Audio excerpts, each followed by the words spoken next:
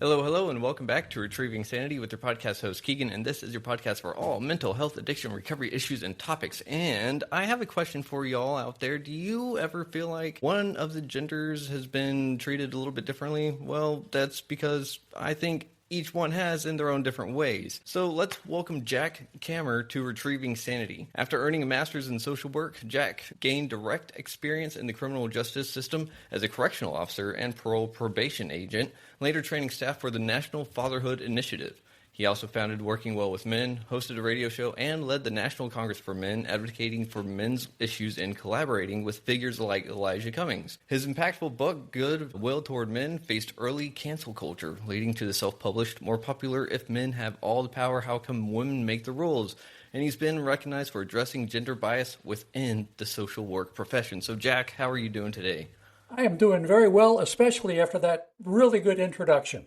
You nailed it in a very few seconds, but you hit the high points.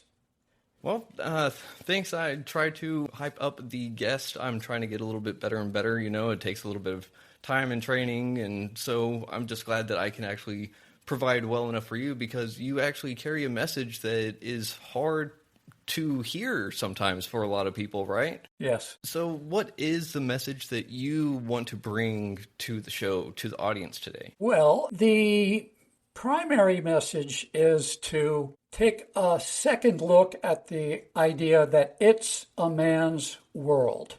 And we can unpack that really down to its core, because the question itself assumes something that I don't think should be assumed.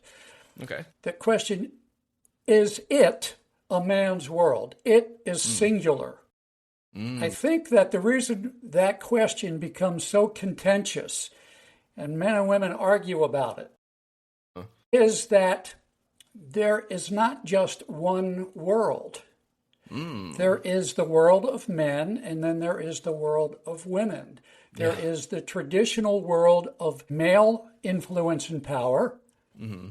At the same time, there was, and still is, a traditional domain of female power. And it's not correct to say that it's a man's world, men have all the power, because we do not have power where women traditionally have been entrusted to be powerful, like traditionally men have been entrusted to be powerful in business and politics and government and science and such things as that. So the main message is this. With that as the foundation, the main message is this. We have done a pretty good job over the past 50, 60 years of opening up the traditional male domain to the skills and talents and desires and wishes and fulfillment of women. Women have done very well in the traditional male domain. When women first started saying they wanted to be lawyers and doctors and astronauts, oh man, that was a crazy idea. And a lot of people push back on that immediately. You know, like you're violating your natural calling to be a mother and to stay home and take care of your children. There might be something wrong with you, young lady, if you want to be a lawyer. You want to argue all day instead of make people feel good all day? That's not right. Now, similarly, we need to get started. Well, we've started, but we need to get much better. We need to accelerate. We need to put a lot more gas in the tank and get much more intentional about making it just as feasible, just as possible, just as respectable, just as non-remarkable for boys and men to not want to be in the traditional male sphere of business and politics and competition and making money. And allow men and boys who are interested. Not every man and boy is going to be interested, just like not every woman and girl was interested in being a lawyer or a doctor or an astronaut. But for those men and boys who are interested, and I should say in the context of your show, and whose mental health would be supported by the option to be a person who spends his time in relationships. and contributing to relationships and benefiting from relationships and being more involved with the big red heart, which is the symbol that I think is at the center of the female power structure, just like a dollar sign is at the top of the male power structure.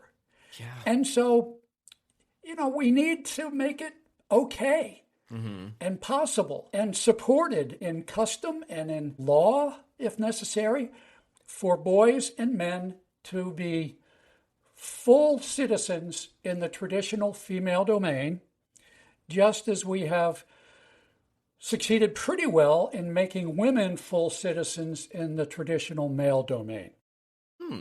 That's it. That's my story, and I'm sticking with it.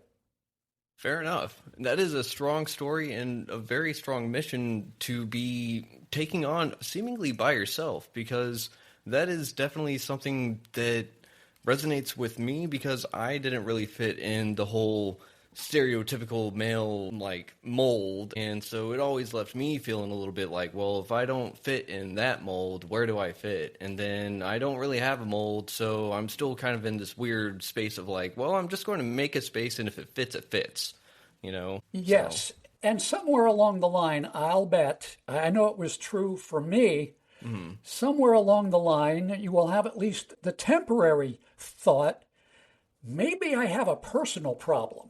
Yeah. No. Yeah. Maybe I'm a misfit and a malcontent, and I have a personality disorder, and maybe I'm just a bad person, and maybe I should just shut up. Yeah, I'm unlovable. I should just shut up and grind through it and pretend that I would be very happy taking the next available job I can find. And if it's, selling insurance that I don't really have any interest in, well, at least I'll be making money and I'll be doing what people expect me to do. And so the pressure will be off, even though I really will hate my job. Yeah. No, you nailed it right on the head with all that, because it is right there. It's, if I don't fit a certain mold, if I don't fit people's ideas, then where do I belong? If I don't belong in this, then I have to kind of make a space. If that space I make isn't accepted, then that essentially tells me, hey, just shut up and take what is there for you. And if you don't like those options, that's tough. That is all there is. And it's well, but that doesn't really make a lot of sense, right? No, and it doesn't make for a lot of mental health for men and boys either. No, right? It doesn't. No. The idea that I have been thinking a lot about lately and talking a lot about lately is the idea of the alpha male. Yeah. And I remember as a kid, and even as an adult, watching the Discovery Channel, and on the Discovery Nature shows, they'll show as the intro to the show, two rams, two big sheep, longhorn rams, banging their heads against each other, right? I mean, and having a battle to the death for the purpose of deciding which one is going to get to have sex with the available females in the herd, or whatever you call a group of rams. And I knew that I was not going to be an alpha male in that sense of being able to bang heads and defeat a physically stronger creature. But then again, immediately I also thought, but I don't really want to be that kind of an alpha male. That's not really something I really want to excel at. Competition is good and it's fun, but not 24/7, 365 and 366 on leap years. It can be a lot of stress. A lot of men and boys enjoy competition, but they also have a creative streak. And so, rather than being people who are expected to compete against other people on something that's already been developed or devised or invented, or made, I'm going to be creative, and I'm going to be creative in my work, in my art, in my relationships, in my thoughts, in my hobbies, And that's, I don't need to be the top. I don't need to be at the top. But in the alpha male situation, if you're not at the top, You're at the bottom. you're dead Yeah. because you got killed. You got killed. So, it's very binary. Either you're at the top or you're at the bottom. Yeah. The idea that I like to talk about these days is the idea of not being an alpha male whose only letter on his keyboard is A, but rather to be, an alphabet male. Alphabet male with 26 keys that allow you to express every freaking word in the English language. And in some languages you would need more than 26 keys, I think, because they have accents and all that stuff. But whatever you need to express yourself is the alphabet that you should have. And as men, we are reluctant to claim our alphabet because the ideal for men is the A. Yeah. Yeah. And that's that. Yeah, and we got to change that. We got to make it better for men and boys to assert that, to claim that, to be proud of that, to say this is what makes me happy, and I'm not going to listen to you telling me that it's not what real men do. Yeah, because what is a real man, anyways? Well, I have a definition for that. You want to hear my definition of a real man? Love to hear your definition. Yes. Okay, a real man is a man who does not care at all about anybody else's definition of a real man. Oh, I love that. That is great because you're just saying, screw what y'all think about what I should be. I'm just going to be me. Exactly. And, just being me can be, a tricky situation, a tricky problem in our culture because there's so much static around what it is to be a man and how narrow the path can be. And, all of those worries and doubts, come up when you're trying to figure out who you are and what's going to make you the happiest in your life. Yeah. Real quick, I got a little bit of a tangent. It is a question that has to go along with the whole alpha male premise. Did you see that $18,000 alpha male boot camp that was going on? No. You didn't? I did not. You want to tell me? Please tell me. I can show you a small video. Please. Here, let me 18K alpha male boot camp. It is ridiculous.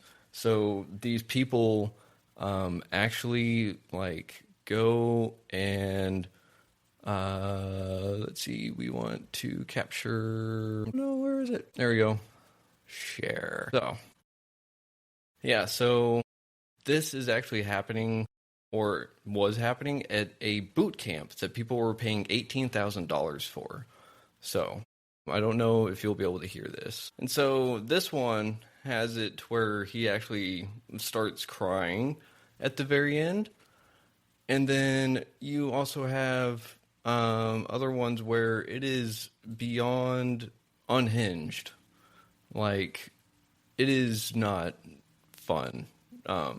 So people are willing to pay $18,000 to get yelled at, be bullied, because that is what they've been programmed or been led to believe what a alpha male or a real man is, Yeah. So can we unpack that? Yeah, for sure. Can we spend some time on that a little bit? Of course. So you're saying that the person who was the attendee at the boot camp and paid $18,000 at the end of this exercise was crying. Is that right? Yes. Okay, well, now that really is kind of interesting. I thought so too. Because you wouldn't think that if he has supposedly found his alphaness, the first thing he would do would be to cry. Unless there's a very interesting definition of alphaness that, I'm not aware of, that this boot camp follows. And it's also worth wondering, what were the emotions he was feeling when he was crying. Some sense of relief, I would think. I would hope. Yeah. Yeah. Sorry, go ahead. No, I was just going to say there's a. We probably shouldn't assume that this camp is wacky from this one little clip. From one clip, no. You've seen a bunch of them? There's a lot more. Yeah. Like, real quick. So this one is a 4 minute and 15 seconds long, and it shows all the different things that they're doing to become alpha males. And it's stuff that does not, like, I can send you the link so you can view it in your own time. Would you be able to include it in your podcast and show it to me now? Yeah, for sure. So we'll go ahead and we'll get this one pulled back up. So we're going to do sharing this screen again. We're going to include the audio on this one. And so this one is the $18,000 Alpha Male Bootcamp, was shut down after turning into an online joke and now runs programs for kids. So this is a compilation of actual footage from there.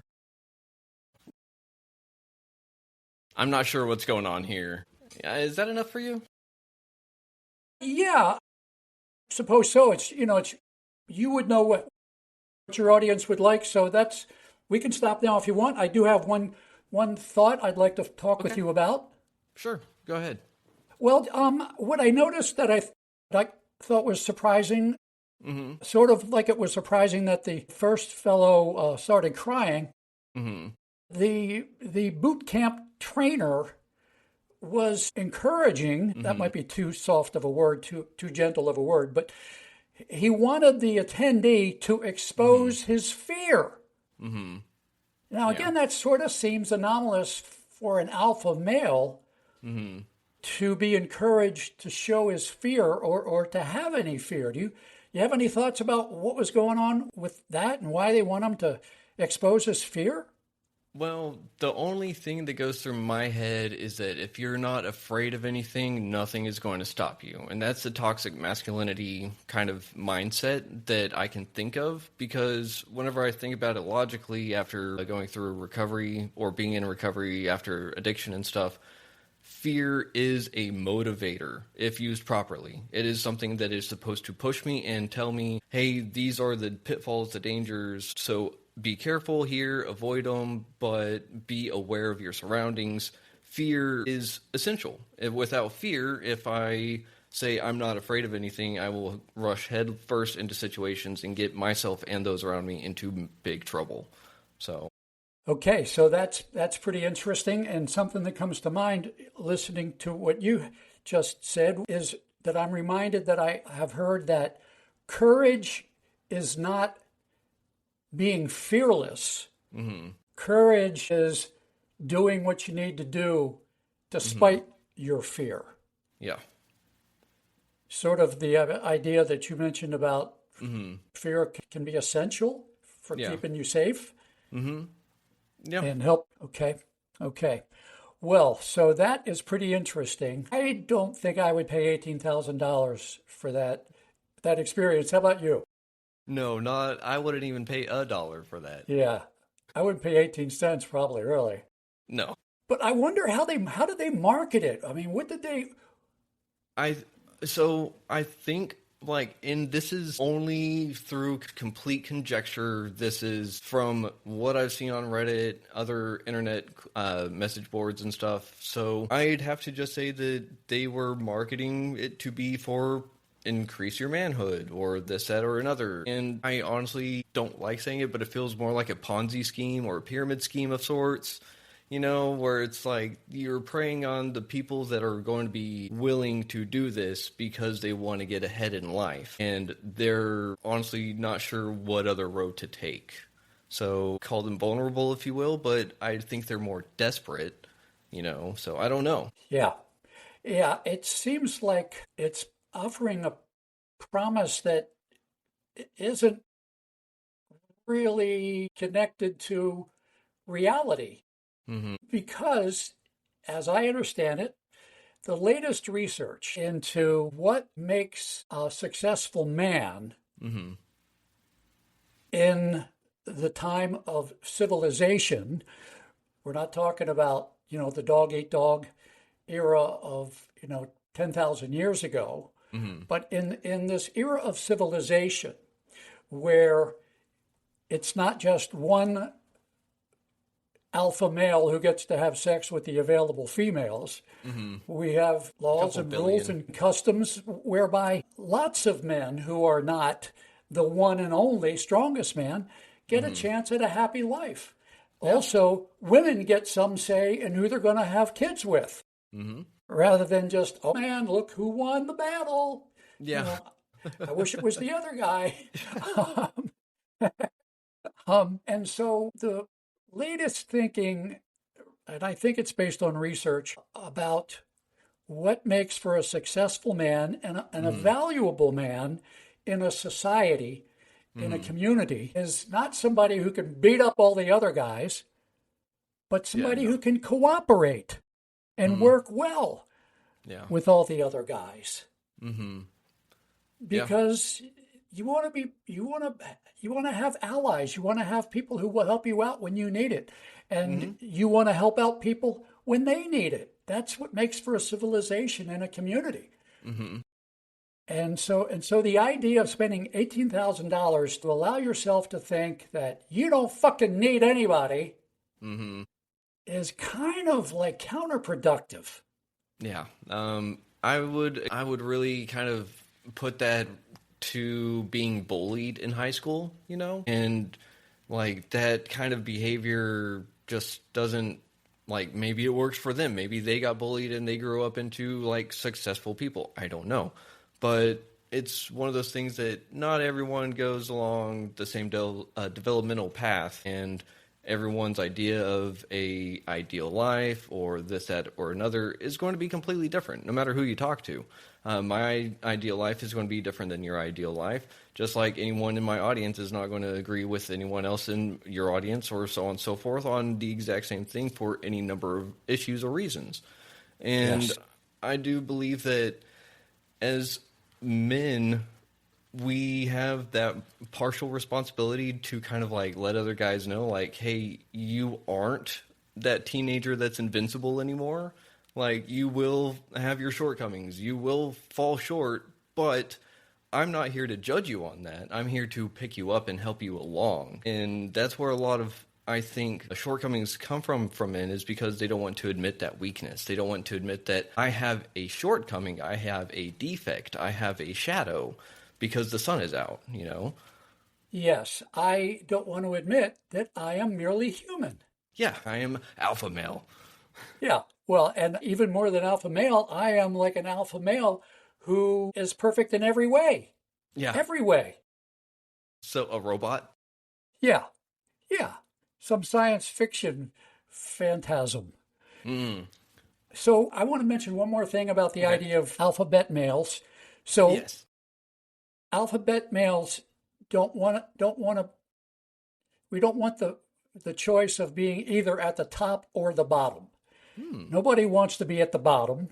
No. Only one person in the contest is going to be at the top.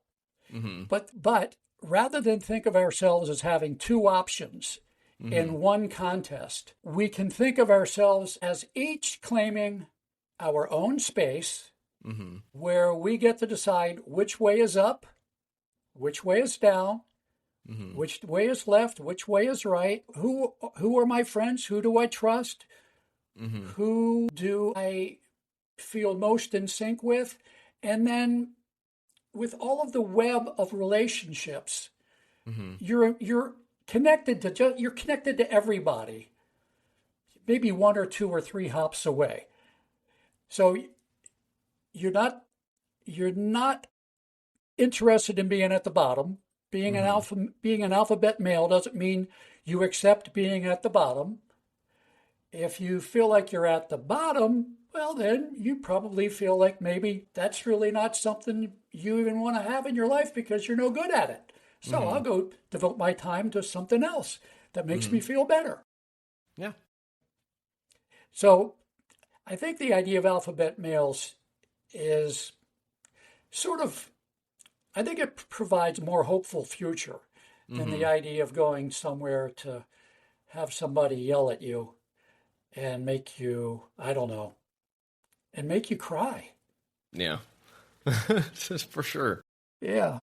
An alphabet male, if I were to like envision it in a really simplistic manner to help other people get the idea, would be like the alpha male would be like the spire piece to like a Lego tower, and the alphabet male would be like every other Lego piece that can go anywhere else it needs to go, you know. Okay. So Well, now I think Lego was out when I was a kid. Actually, we had Lincoln Logs and American Bricks. That's what I played with. I had those too. I don't really know about that piece that you say it was a fire piece? A spire, like a tower spire. Okay. So just like a little cone. Okay. So it'd be the last piece to be put on because it's the Okay. showcase or whatever. Got it. Got it. Like So at the top of the Empire State Building or maybe the yep, steeple of a church? yeah, exactly. Wonder how You many don't. kids are building churches with Lego blocks these days. I have no idea. That would be an interesting question Yeah. because I know like you can turn a lot of different Lego sets into what they're not supposed to be. So I'm sure someone out there is doing a whole bunch of random buildings that happen to be churches. Good, good. Well, I've seen recent articles that young men are turning to church and Hmm. returning to church in pretty significant numbers these days. It's an interesting development that I have kind of seen. Whenever I was going through rehab myself, I went through a program called the Men of Nehemiah, and it was a 9-month long military esque and Bible study. So I got essentially 9 months of Bible military ish school, and in there they were definitely mentioning on the biblical aspect of the male in the family. And so whenever we kind of look at it that way, there's aspects to it that can definitely help provide the toxic masculinity aspects, of course, but there's a lot of truths in there that say, like, you should just be a good father, and it's not that hard, you know? Okay, So, so it sounds like it's using tried and true hmm formulas for being a happy and healthy, successful, loving, valuable man hmm that is based on some old traditions, somewhat by definition conservative traditions, but hmm in the if the alternative is to have no traditions of what it is to be a man, the Nehemiah approach is a whole lot better. Is that sort of yeah, the idea? kind of, because with Nehemiah, it's taking people off the streets, essentially, getting them out of abuse, substance abuse, alcohol abuse, domestic abuse, whatever you may call it. So essentially, it's saying that you're broken, you've lost your place, we'll help you find it again, kind of thing. I don't line up with that ideology and everything in some regards, but I can definitely say that there is a lot of truths out there that are objective in nature that whenever they are applied correctly, they actually have a whole lot of beneficial good to them. And they're not hard to either replicate, to dispense, or to embody, you know? And that's the thing is that we're trying to reinvent the wheel, and it's not reinventing the wheel, it's refining. And there's a difference there, right? Sounds good to me. Sounds good to me. I do sometimes talk about the idea of men reinventing themselves That's always a good one. in the sense that women were able to reinvent themselves Mm-hmm. to be both the traditional mother, Mm-hmm. but also an astronaut, Uh-huh. if they wanted to be, Yeah. or a soldier, or a Mm-hmm. doctor, or a lawyer, or a scientist. Uh-huh. They were able to reinvent themselves in the sense of being able to add capabilities to Mm-hmm. their repertoire. I think about the success that the company IBM had Hmm. when it reinvented itself. Do you know the story of IBM? You know, it sounds really, really familiar. I'm sure I've read it through Wikipedia rabbit holes. So if you mention it, the may start ringing a lot, but why don't you go ahead and break it down for Okay. me? So IBM, of course, was a computer company. Mm-hmm. They made hardware. Mm-hmm. They made, I think it was called big iron or heavy iron or something. Big room-sized computers. Yeah. And they were cleaning up. They were the biggest game in town. Mm-hmm. They were doing well, but things change. And as computers became smaller, Mm-hmm. less expensive, more nimble, Mm-hmm. and they started ending up on people's desktops, Uh-huh.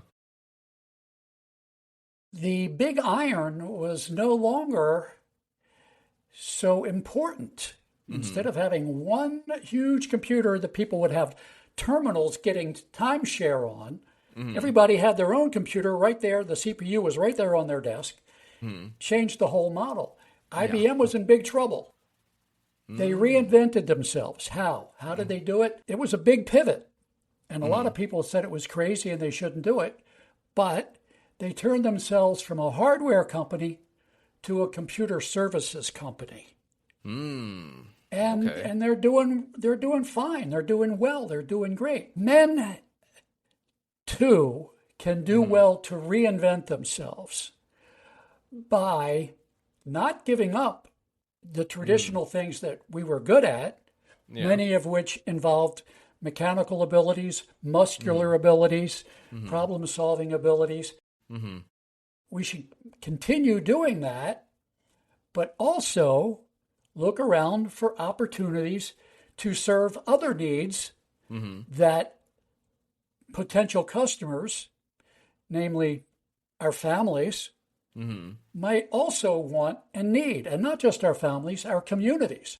Yeah. And if men can reinvent themselves to be good and valuable and smart and resourceful in relationships, in parenting, in families, in partnerships with women who love them and who they love back in return, that's a whole new and additional value proposition for men.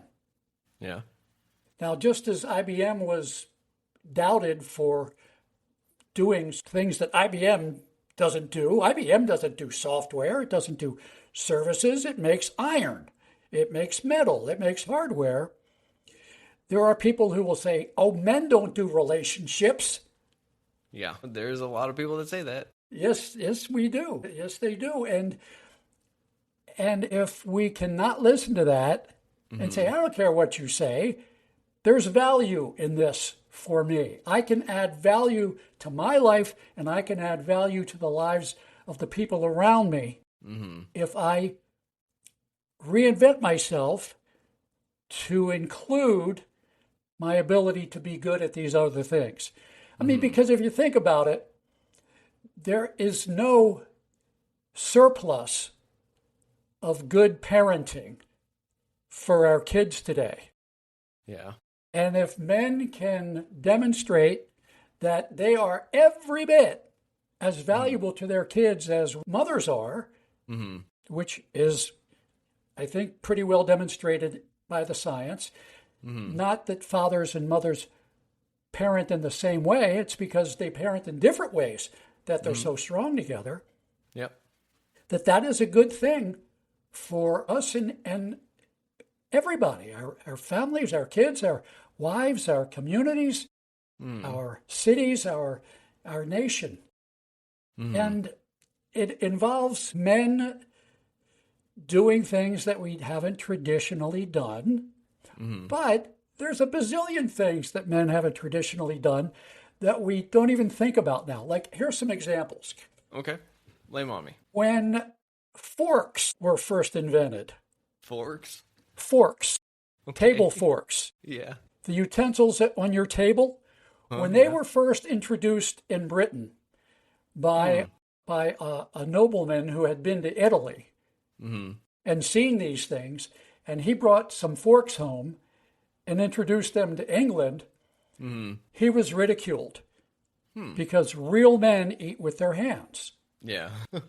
Wristwatches. Look, I got a wristwatch. You got a wristwatch? Okay, there might be something wrong with you, Keegan. Me too. I already knew it. Me too. Wristwatches were once considered effeminate until World War I, when the fighter pilots in those bi-wing biplanes, when those were very rudimentary machines, the pilots needed to know how long they had been flying so they could get an idea of how much fuel they had left to get back to their base. Yep. Well, back in that time, it was traditional for men to carry pocket watches. Yeah. Well, the pilots couldn't be, really fumbling around reaching into their. Yeah, it was much easier just to be able to go. Oh, I got 8 minutes left to get back to wherever I'm supposed to be to refuel. So when the non-fighter pilots saw the pilots wearing these things called wristwatches, well, suddenly it became okay for them to wear wristwatches too, because very obviously these fighter pilots were not quote unquote effeminate. They were big and manly. They were manly. Yeah. So that's an example. Umbrellas used to be considered effeminate. Long sleeve shirts used to be considered effeminate. Football helmets used to be considered effeminate. Yep, I do remember that. Oh, you really do need to have the flexibility to be who and what we want and need to be. I agree wholeheartedly. And here's one for you, and you probably know, you may not know, but for example, makeup products such as eyeliner or literally anything like cosmetic-wise, those were originally made for men, I did not know that. Yeah, like back in ancient Egypt and stuff like that. And I mean, let's see. Let's just ask Gemini real quick. Gemini Google. Was makeup originally made for men? And we got, it wasn't made exclusively for men or women, but men have used makeup for millennia, often for practical, spiritual, or status-related reasons alongside women. So ancient Egypt, ancient Rome, Elizabeth's England, 18th century France, and various cultures have all had men predominantly use makeup. So there we go. I mean, time marches on, and it changes. Things change. Yeah, things change, and men do well to open themselves up to changes that would make them happier, more productive, more important and valuable in their communities, more able to love the people that they love, and make themselves more lovable. The idea that, something is effeminate is kind of crazy. I think that if I were starting a band, I don't even play anything but a radio. But if I were starting a band, I think Considered Effeminate would be a great name for a band. I might have some friends that might be able to take you up on taking a band name. It certainly gets some attention. Yep, it sure does. Yeah. Yep. Well, Jack, real quick, we are real close to the end of recording this one, but real quick, we do have a new little segment coming in, and this one is called Truth or Trigger Special Edition in a Man's Shoes. Do you think we got time to play this real quick? Yes, we do. Let's do it. So, it's time for a segment we like to call Truth or Trigger. Here's how it works. I'll give you a question, and you can either answer it straight, truth, or push back, challenge it, or redirect it if it hits a nerve. We're not here to avoid discomfort, but we are here to make it meaningful. So, round one, truth. What's a moment on your own journey that reshaped the way you understand masculinity? That is a question that I can address straightforwardly, I think. Okay. I don't feel a need to dodge it. Okay. I remember, this might be the best answer I can give. There are lots of pivot points along the way in my growth as a man and making myself amenable to and being flexible towards things that were good for me. But I remember as a kid having this crazy idea that I was not creative at all because girls were creative. Boys were not.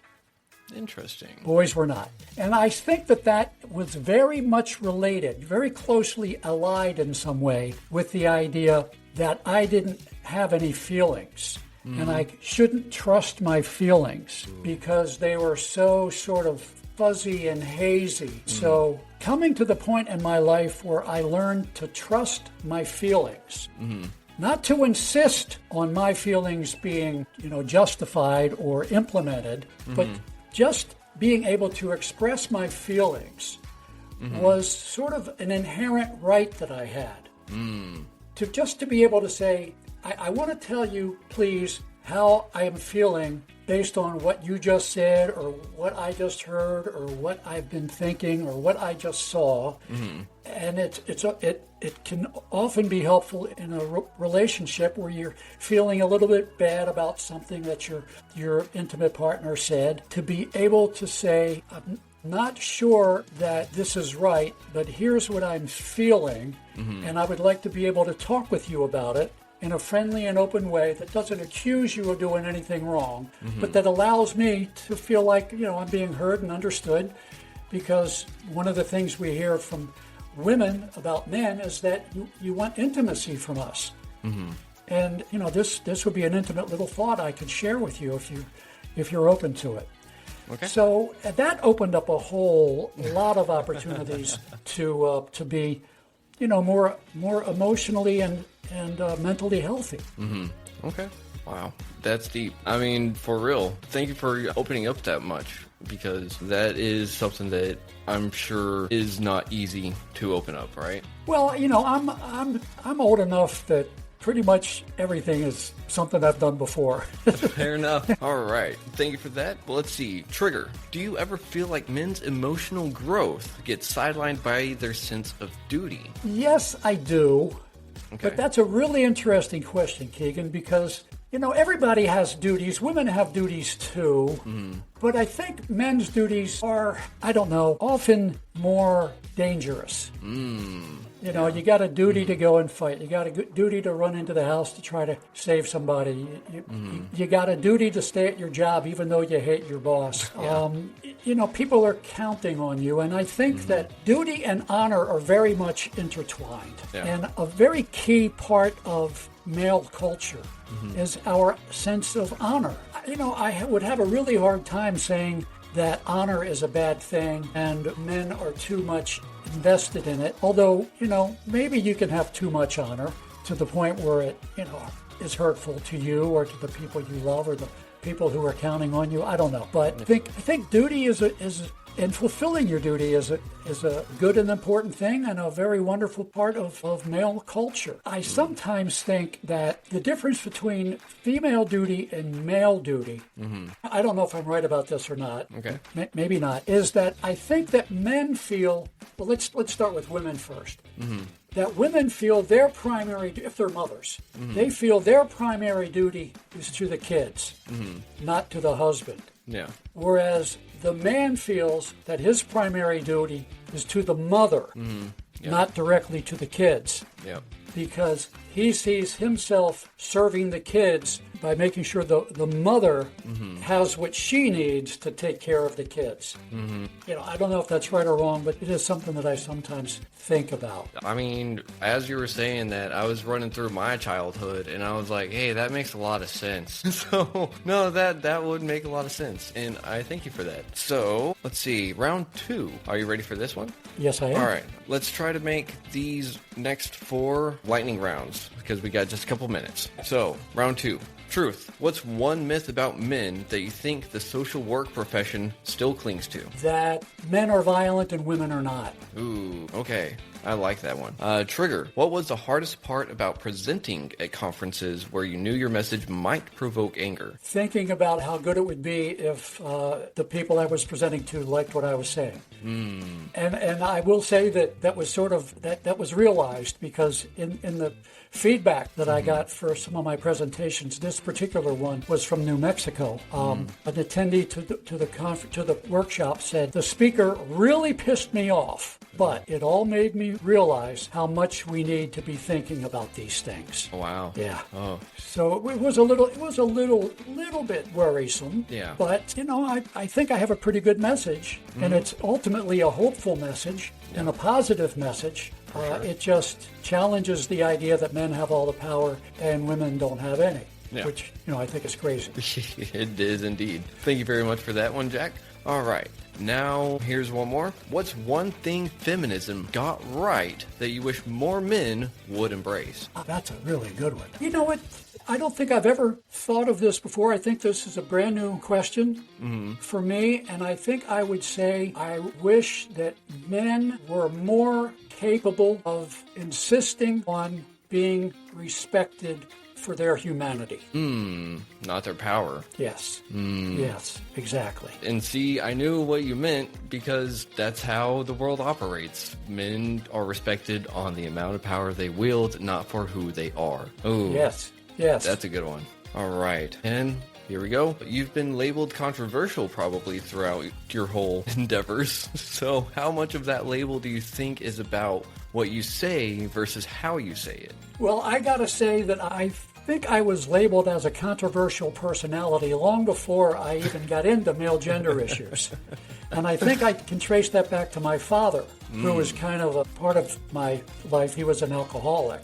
But aside from that, on the downside, he was also a very principled man. And he basically said, look, do what you believe, stand up for what you believe. And so that may be controversial. I'm not a go-along to get along kind of guy.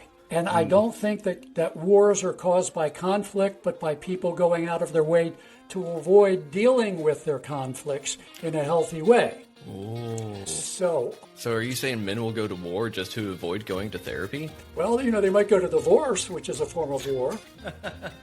Right? Yeah. Yes. Yeah. So my mother often said to me when I was an obnoxious teenager, you were probably an obnoxious teenager too, weren't you?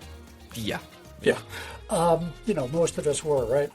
My mother used to say all the time, it's not what you say, it's how you say it.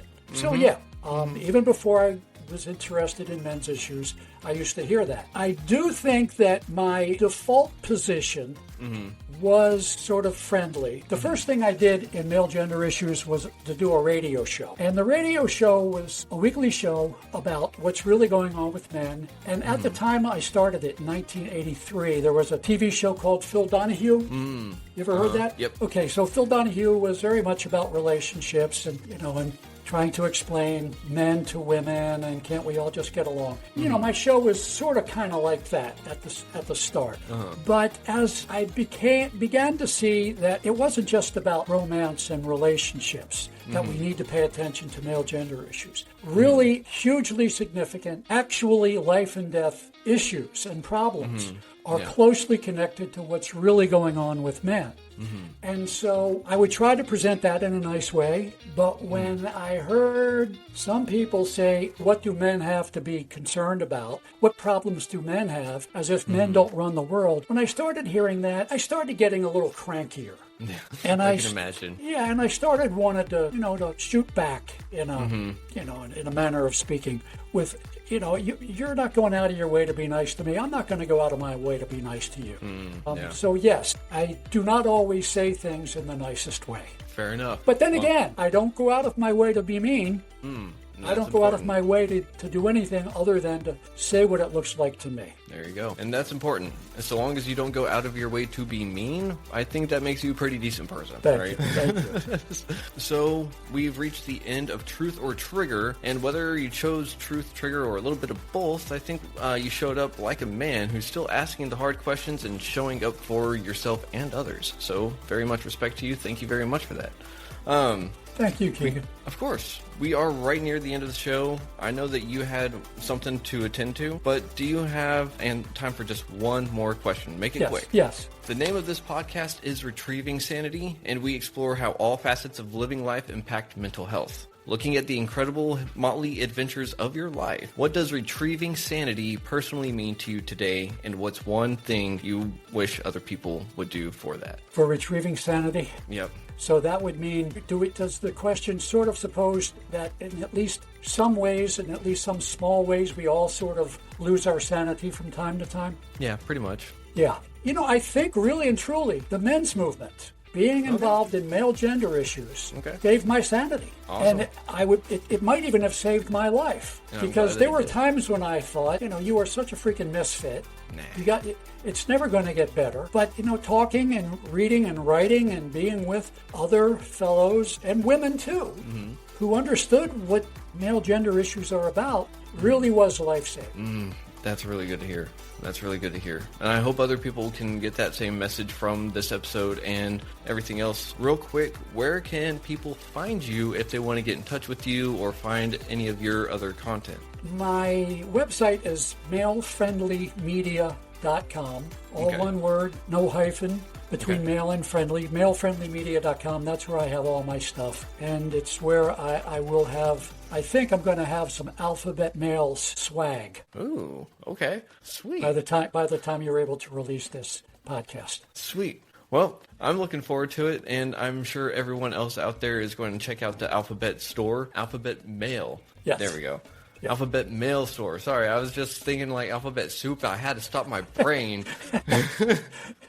Anyways, Jack, thank you very much for being on the show today. It has been an honor and a pleasure. Do you think we might be able to see you in the future? I would love to, yes. I would love to have you back on. And everyone out there, be sure to check out malefriendlymedia.com. Go check out Jack's stuff because he has a lot of good content out in the world that can help make everyone just a little bit more sane through retrieving sanity.